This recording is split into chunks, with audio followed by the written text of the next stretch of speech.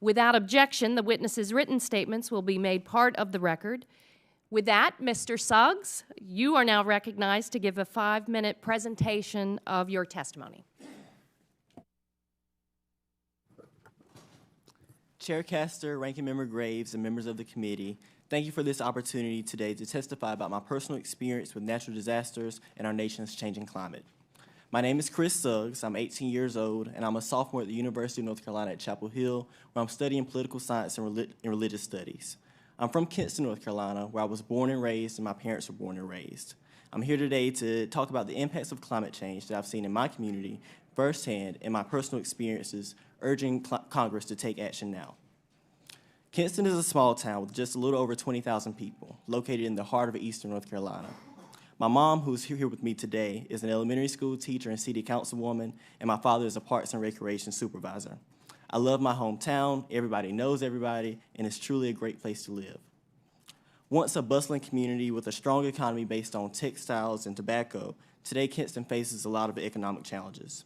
Before I was born, lots of industries left the area, and Hurricanes Fran and Floyd in the 1990s wiped out lots of businesses and damaged many of our neighborhoods.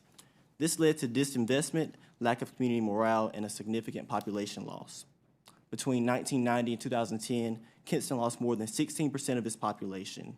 East Kinston was particularly hit hard. A neighborhood there known as Lincoln City was completely wiped out by Hurricane Floyd in 1999, the year before I was born. From what I've read and heard from members of my community, that hurricane was devastating. It was beyond devastating.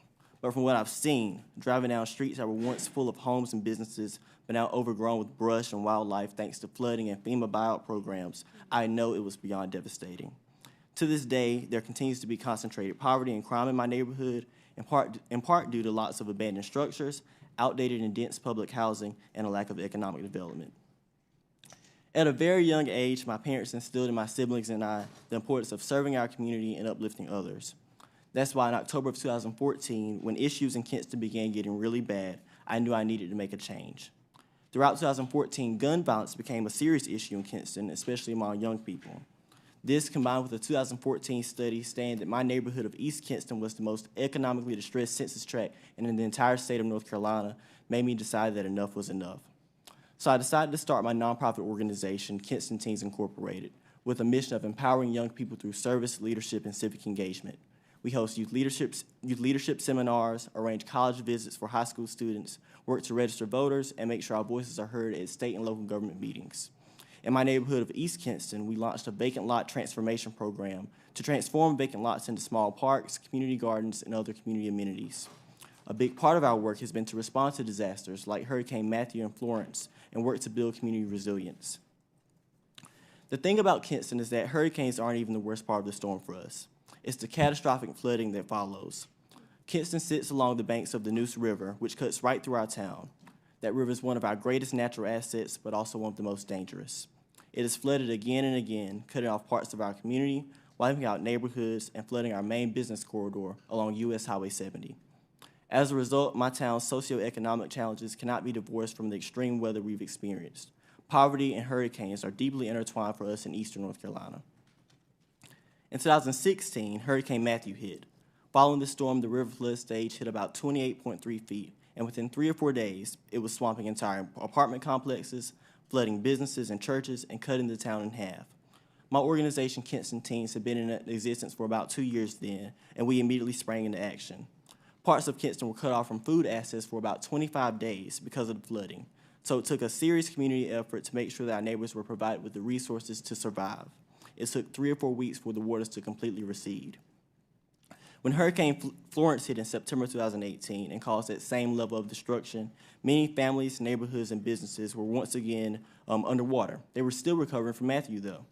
But Kinston Teens again sprang into action. We worked with our city officials and police department to go door to door, notifying people about the evacuation process, tell them where their local shelters were, and even in some cases helping people to physically evacuate.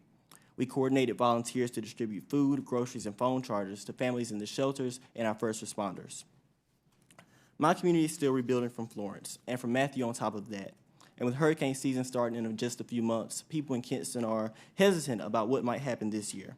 In just my 18 and a half years on this earth, My community has experienced two 500-year floods on top of the floods after Hurricane Floyd in 1999.